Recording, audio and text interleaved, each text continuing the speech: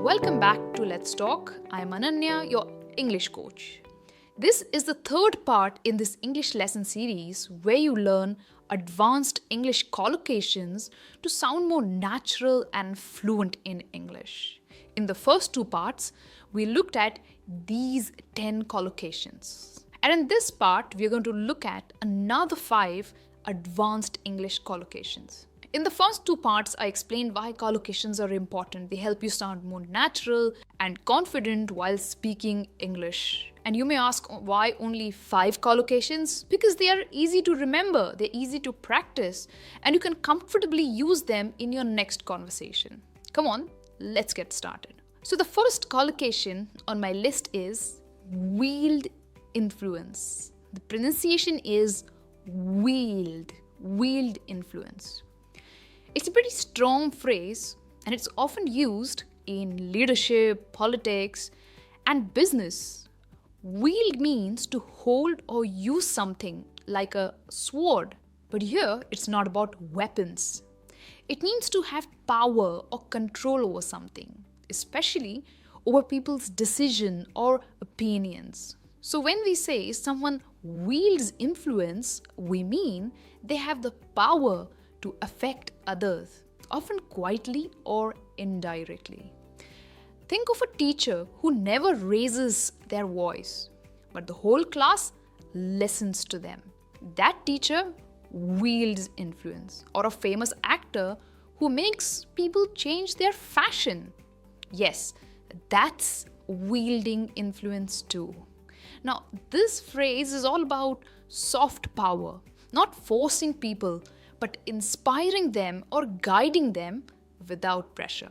Let's look at some example sentences. Social media stars wield influence over young audiences.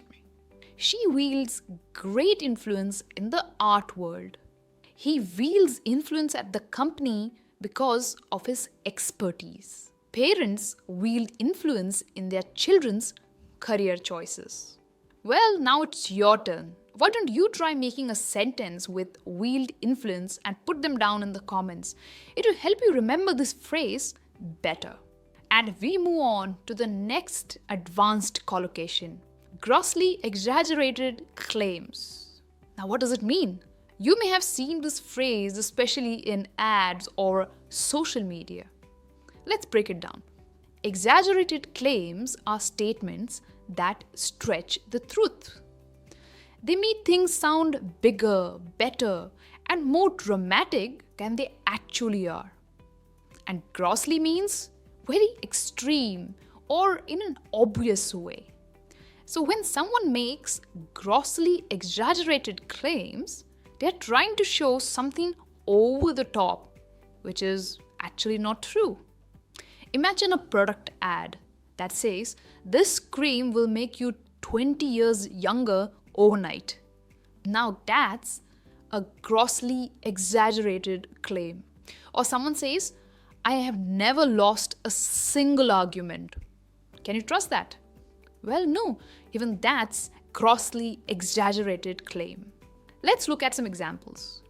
Politicians make grossly exaggerated claims during campaigns. His story about fighting a tiger was a grossly exaggerated claim. She was tired of hearing his grossly exaggerated claims of success.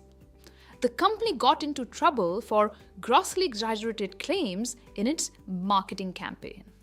Well, why don't you try making a sentence with this collocation? It will certainly help you remember better and you can use it confidently in your next conversation.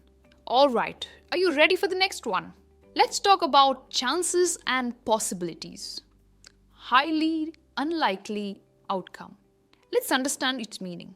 Highly unlikely means very improbable or almost not going to happen. And outcome means result.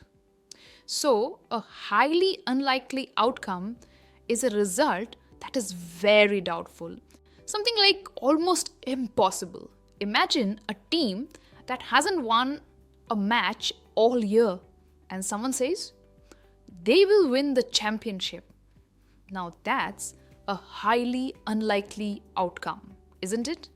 For example, if someone who never trained expects to win a marathon, now that's again a highly unlikely outcome. This phrase is often used in logical thinking, predictions, or decision making. You can also use it while talking about goals or wishful thinking. Come on, let's look at some examples. Winning the lottery is a highly unlikely outcome. A snowstorm in April is a highly unlikely outcome here. They trained hard, but beating the world champions was still a highly unlikely outcome. Expecting perfect results without effort is a highly unlikely outcome. Isn't it an interesting collocation? I'm sure it is. And now it's your turn to make a sentence with highly unlikely outcome and put it down in the comments. Alright, moving on, let's talk about a powerful emotional phrase. Bitterly disappointed. This means someone is deeply sad or hurt because something they were really hoping for didn't happen.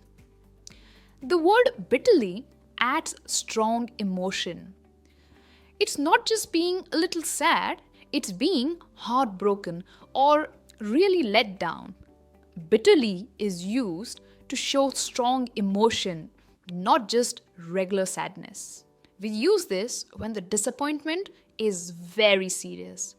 It's like, failing an important exam or not getting a job or missing out on something really big. That's when you're going to use bitterly disappointed.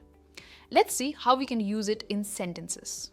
He was bitterly disappointed when his dream job slipped away. I was bitterly disappointed with how the movie ended. The team felt bitterly disappointed after losing in the last minute. We were bitterly disappointed when the trip was cancelled at the last minute. And with that, we move on to the last collocation from today's lesson. Overly simplistic view. What a fantastic collocation. Now, this is a thoughtful expression, okay? And it means explaining something in a way that's too simple or doesn't show the full truth. Now, some topics are complex, like poverty, relationships, or global warming.